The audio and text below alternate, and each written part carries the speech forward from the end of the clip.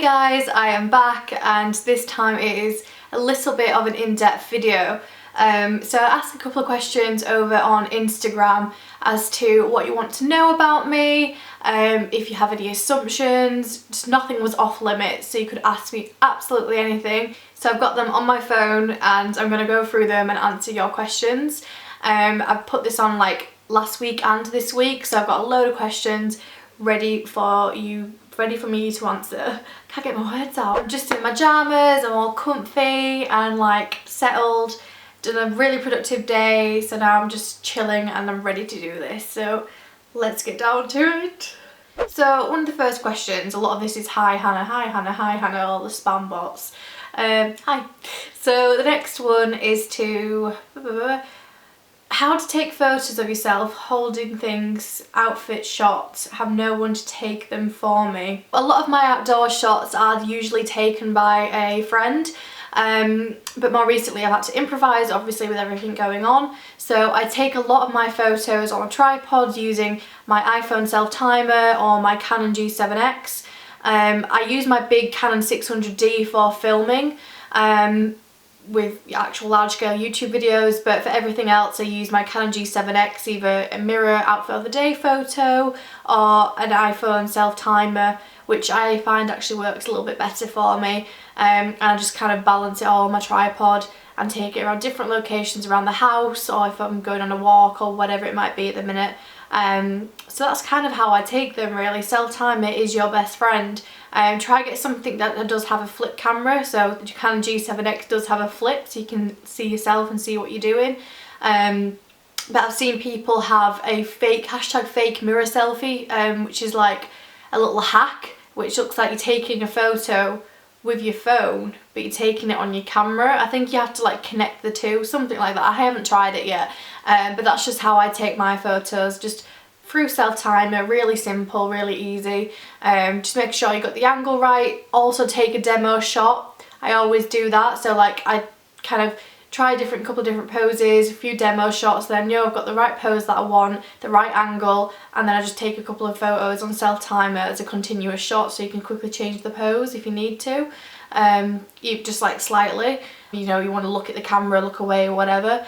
But yeah, that works best for me. What's the next one? Do you live alone? Yes, I currently do live alone at the moment. How and why did you start creating digital content? Okay, so I started the whole blogging journey back in 2012, which makes me a bit old school. So I actually started my blog, trustinvogue.com, back in 2012 when I was looking for an outlet, something fun to do, something different, because I was a bit bored as like a 17-year-old. I'm now 25, and it was I don't know, it kind of really helped me through a tough time, I think, or trying to find myself and figure myself out and what I wanted, what I liked. And when I figured out that I loved writing about fashion, that led me on to using it to apply for university course, so forth. I'm going off track, but basically that's why I started creating digital content, just to kind of as a hobby and to just do something fun and a little bit different. And since then it's opened up so many doors for me and I've worked with so many brands, and yeah, all those years later it's just been so worth it.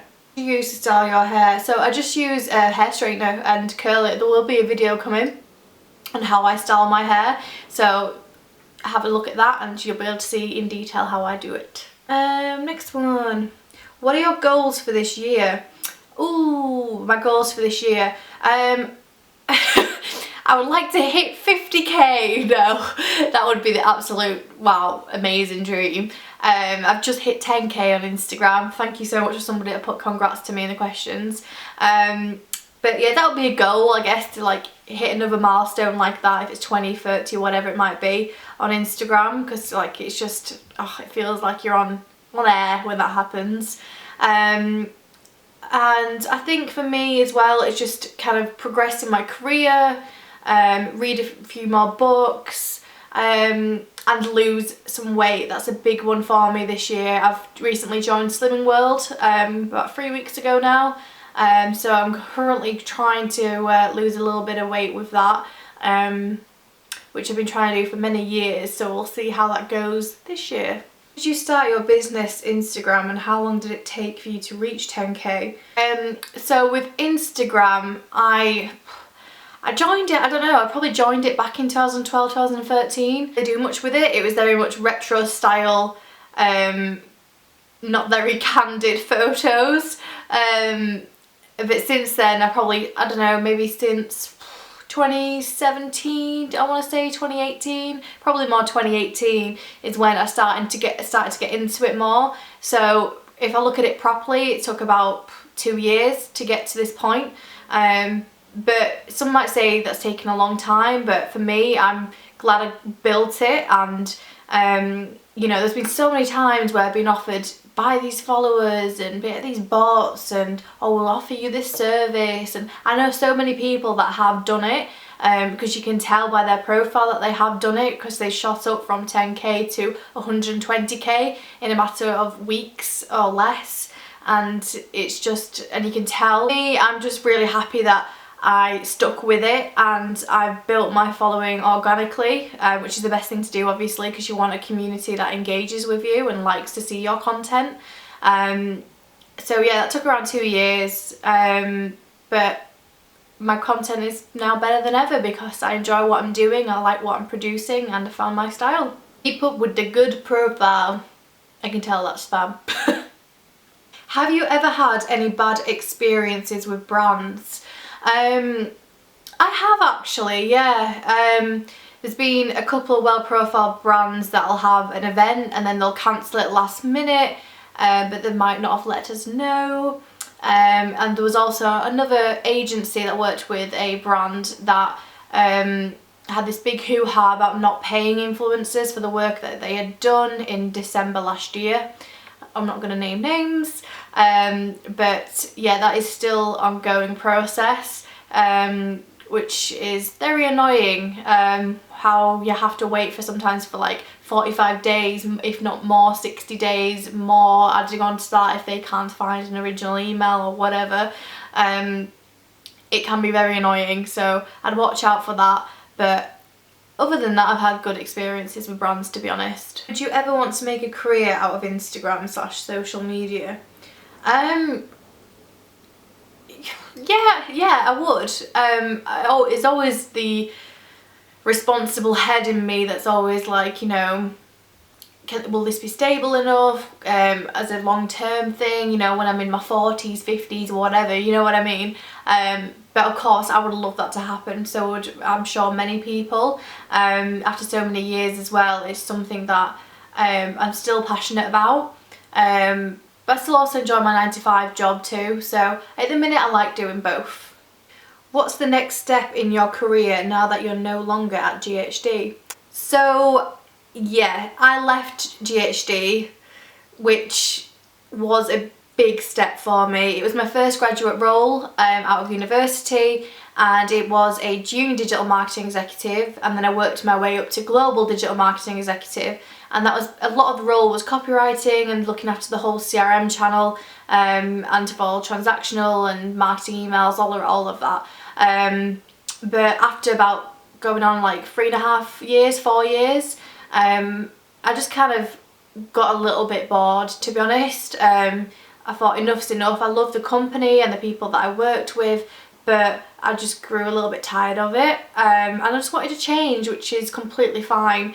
I'm still young and I want to like progress in my career, obviously, so I decided to try and find something new. And that is now linked into one of my other questions, which was, where is your new job? So my new job is at Cloud9, which is a competitor of GHD. They do hair straighteners too, and I will be their email marketing manager. So it is a step up for me, so I'm really excited, and hopefully this leads on to bigger and better things for me. So yeah, it's a new chapter. Next question. Right, what's the next question? What's the next question? What did you do at university and what did you get? I'm a bit worried about what's going to happen with my grades. Oh, don't be worried. I'm sure I'll be absolutely fine. I think from what they're doing for uni and like high schools and stuff like that, is that they're kind of predicting grades, I think, from your coursework and past exams. I'm not too sure, don't quote me on that. but I'm sure you'll be okay. I did fashion communication at university at Northumbria, and it was a course designed not to be practical in a sense, so it's not like sewing and designing fashion. It was more business and PR and marketing, so it's something that I was, like I say earlier, really interested in, and it encompassed all my skills. So yeah, I went for a very specialist course, which at the time my parents were like, what are you doing? You need to do something academic if you go into university. But yeah, I decided to go with the wind and do a specialist course, and it worked out well. I got a first class degree out of it and a good job. How do you get all your outfit photos done? I struggle. So I think it's just planning wisely with your time. I do get a lot of questions about how I managed to do a 9-to-5 job alongside doing this, and in all honesty, it's just being good with your time. So it's usually every Sunday or every other Sunday, normally every other Sunday, so every 2 weeks. I go out with my friend in either York or Leeds, or you know, on the rare occasion somewhere else, and I just basically have a suitcase full of clothing that I'd like to shoot. I have it already in my head, planned what I'm going to wear and what style with what location with what outfit.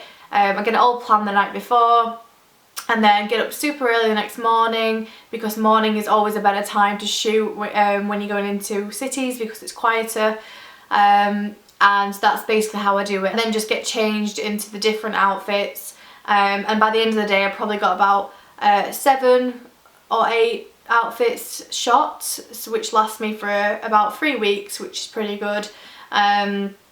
Obviously if I didn't work full time I could get a lot more outfits done and shot each day, but that's how I handle it basically. I just do about 7 outfits every week or every 2 weeks, and that gives me enough content to keep going. So that's how I handle it, but everybody's different. I miss your car chats. When are you gonna do them again? Oh, yeah. If you don't know already, I did do car chats on Instagram stories like most mornings.